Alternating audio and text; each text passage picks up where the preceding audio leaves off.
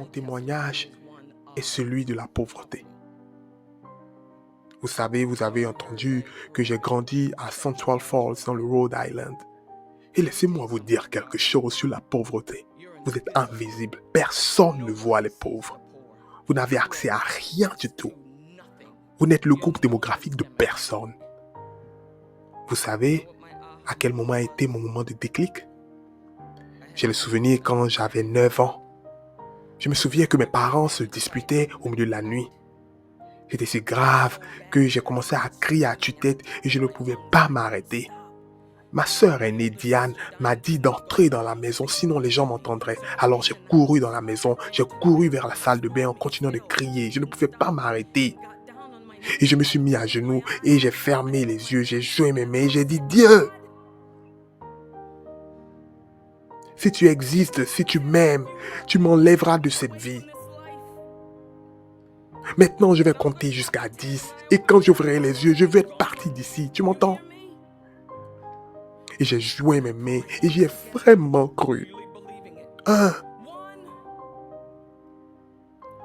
Et puis je suis arrivé à 8, 9, 10. Et j'ai ouvert les yeux. Et j'étais toujours là. Mais il m'a laissé juste là pour que lorsque j'acquiers la vision, la force et le pardon, je puisse me souvenir de ce que cela signifie d'être un enfant qui avait faim. Je pourrais me souvenir de ce que cela signifie d'être traumatisé. Que je me souvienne de la pauvreté de l'alcoolisme. Que je pourrais me souvenir de ce que cela signifie d'être un enfant qui rêve et qui n'en voit aucune réalisation. Je pouvais m'en souvenir parce que je l'ai vécu. J'étais là. Et cela a été mon plus grand cadeau en servant. Vous ne pouvez comprendre les gens que si vous les ressentez en vous-même. L'histoire n'est pas le passé. C'est le présent. Nous portons l'histoire avec nous. Nous sommes l'histoire. En d'autres termes, vous êtes un produit de votre environnement. Maintenant, ce terme est généralement relégué aux personnes de zones à faible revenu et infestées de criminalité. Mais pourquoi? Nous sommes tous un produit de notre environnement.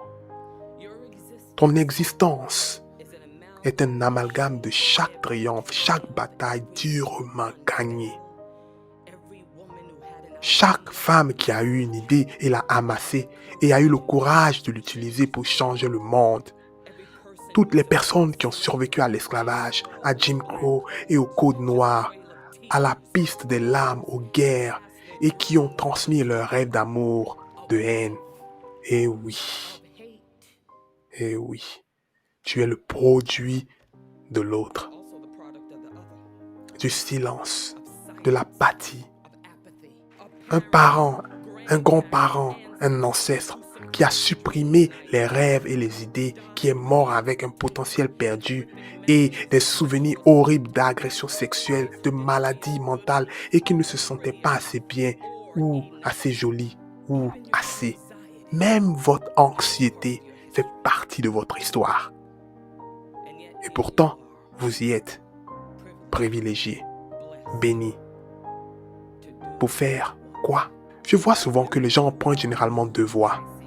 Le choix de penser que votre chemin est centré sur vous et votre réussite, sur le niveau que vous pouvez gravir dans votre carrière et sur votre statut.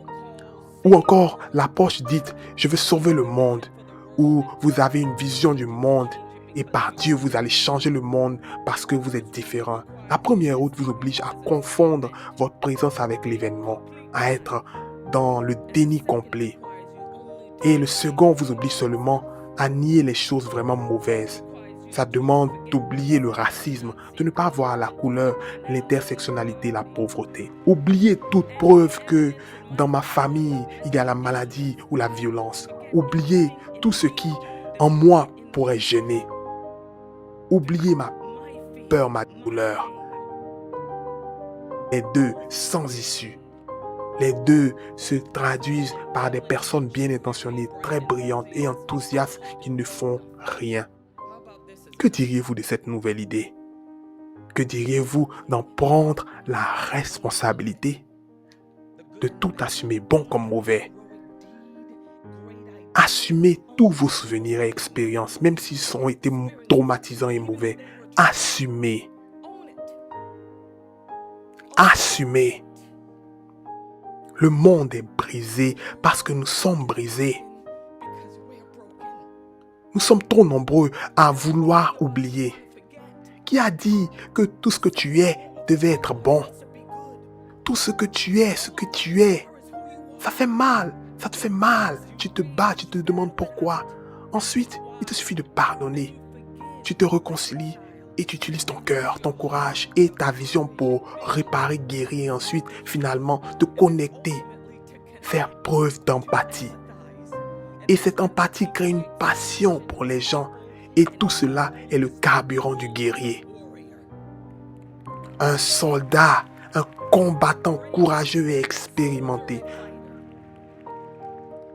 Parce que il y a un plafond au succès. Maintenant, tout le monde vous dit que c'est ce que vous devez atteindre. C'est le meilleur des meilleurs que vous puissiez avoir dans la vie. Et puis, tu y arrives. Et puis, c'est la désillusion, l'épuisement, l'isolement, le syndrome de l'imposteur et une perte de passion. Parce que personne ne parle du vrai plafond final, du vrai plafond.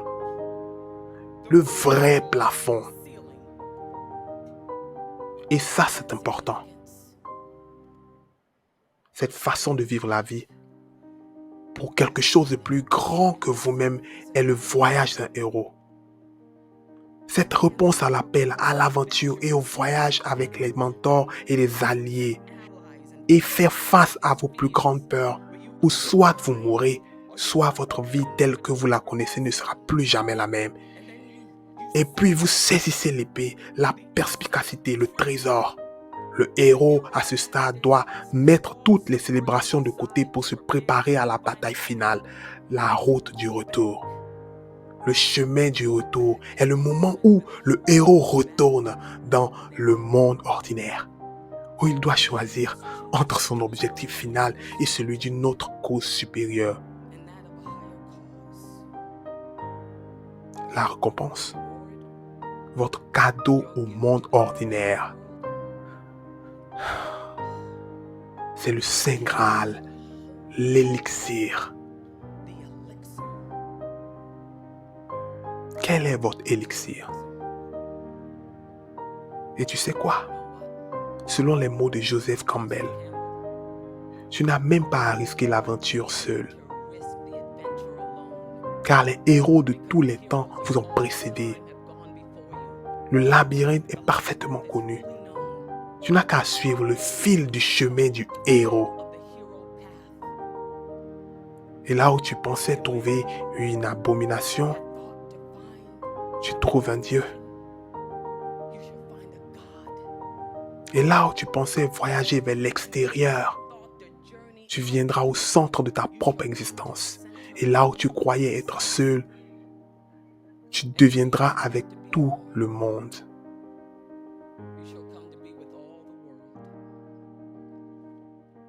J'ai sauté d'un avion récemment. J'ai perdu la tête pendant une demi-heure. Mais vous savez, quand vous montez dans l'avion, vous anticipez le saut, votre cœur bat, vous priez, vous faites tout ce qui est possible. Ensuite, votre instructeur vous dit, c'est l'heure. Donc voici comment je vais le terminer, mon discours. Lorsque vous mettez vos jambes à l'extérieur de cet avion, il vous dit, levez les mains, mettez la tête en arrière. Puis, vous tombez de l'avion. Donc, les mains en l'air. Ce que je dis, c'est qu'en ce jour de votre genèse, de votre saut, de votre commencement, de votre marque dans votre histoire,